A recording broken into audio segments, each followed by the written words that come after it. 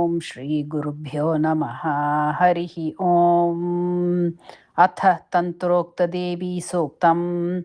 ॐ नमश्चण्डिकायै नमो देव्यै महादेव्यै शिवायै सततं नमः।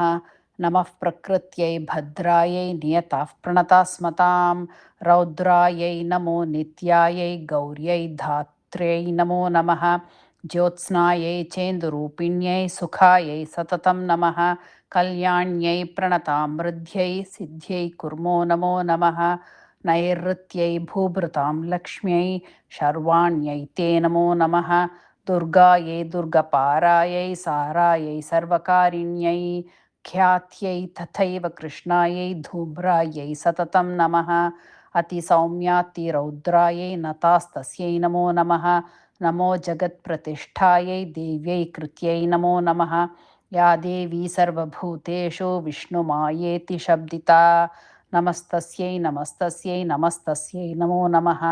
या देवी सर्वभूतेषु चेतनेत्यभिधीयते नमस्तस्यै नमस्तस्यै नमस्तस्यै नमो नमः।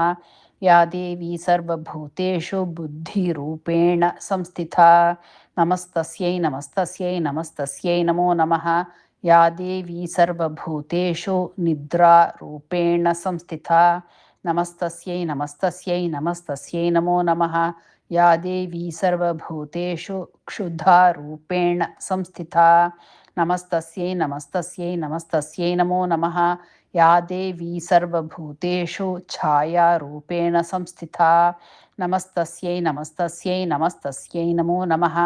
या देवी सर्वभूतेषु शक्तिरूपेण संस्थिता नमस्तस्यै नमस्तस्यै नमस्तस्यै नमो नमः। या देवी सर्वभूतेषु तृष्णारूपेण संस्थिता नमस्तस्यै नमस्तस्यै नमस्तस्यै नमो नमः। या देवी सर्वभूतेषु क्षान्तिरूपेण संस्थिता नमस्तस्यै नमस्तस्यै नमस्तस्यै नमो नमः।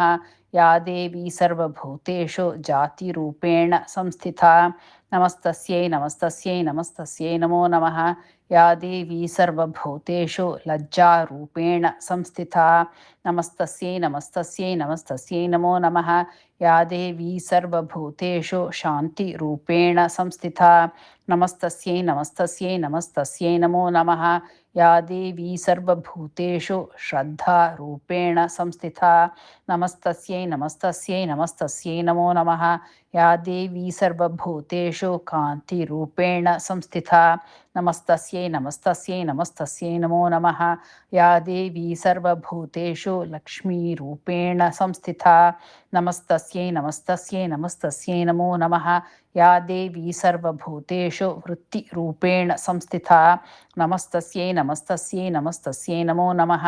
या देवी सर्वभूतेषु स्मृतिरूपेण संस्थिता नमस्तस्यै नमस्तस्यै नमस्तस्यै नमो नमः।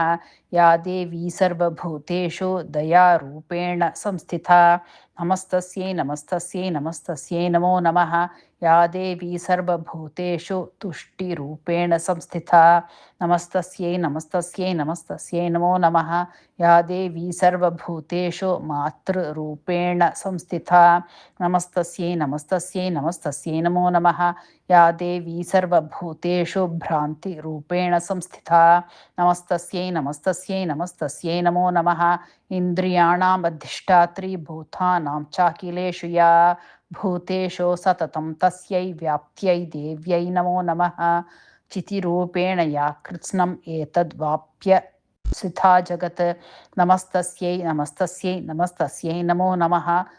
स्तुता सुरैः पूर्वमभीष्टसंश्रया तथा सुरेन्द्रेण दिनेषु सेविता करोतु सा नः शुभहेतुरीश्वरी शुभानि भद्राण्यभिहन्तु चापदः। या साम्प्रतं चोदत दैत्यतापितैः अस्माभिरीशा च सुरैर्नमस्यते या च स्मृता तत्क्षणमेव हन्ति नः सर्वापदो भक्तिविनम्रमूर्तिभिः।